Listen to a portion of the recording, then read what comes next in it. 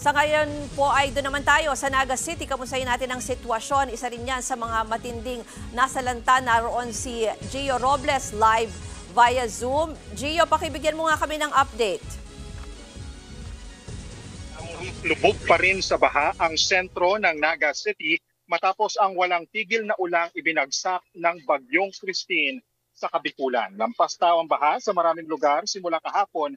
Mas lumala, Ruth, ang sitwasyon pagsapit ng gabi nang umabot sa ikalawang palapag ng ilang gusali ang tubig. Narito pakinggan natin.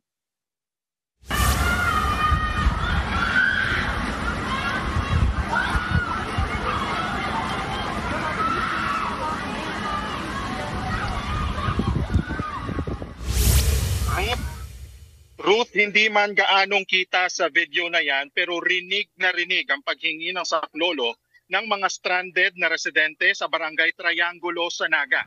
Pinasok din ng tubig ang ilang establishmento gaya ng hotel na ito. Naglutangan ng mga gamit. Pinasok din ng tubig ang isang malaking mall na ito sa Naga. Makikita rin ang ilang gamit sa loob ng mall na tinangay ng baha.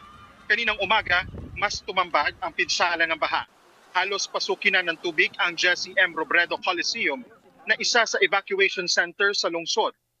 Hindi rin nakaligtas ang mga sasakyang yan na nalubog din sa baha. Inabot din ng maging ang mga bus sa Bicol Central Station kaya apektado ang maraming biyahe. Sa kabila naman ng hagupit ng Bagyong Christine, umusbong ang bayanihan ng mga residente dito sa Naga City. Ruth, ayan, kung makikita mo sa video, nakuha natin kaninang umaga, yung makikita mo dyan yung pamamahagi ng grupo na yan ng mga pagkain.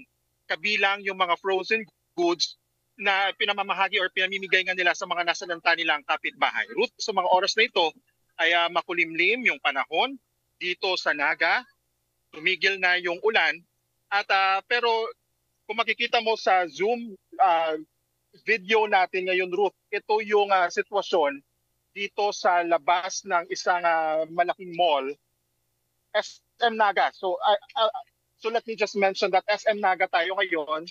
Ito yung sa tapat niyan is Jesse M. Robredo Coliseum. Halos inabot na rin ng tubig yan kagabi at maging hanggang sa mga oras na ito. Ito makikita mo yung mga residente na ito, labas-masok ito sa mall na ito kasi doon sa loob may free charging station at marami ring mga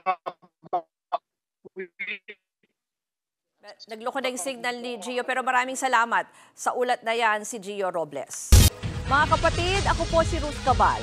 Maging maalam at may pakialam sa mga may init at rumaratsadang balita sa Frontline Express. Para maging updated sa balitaan, mag-subscribe lang sa social media pages ng News 5.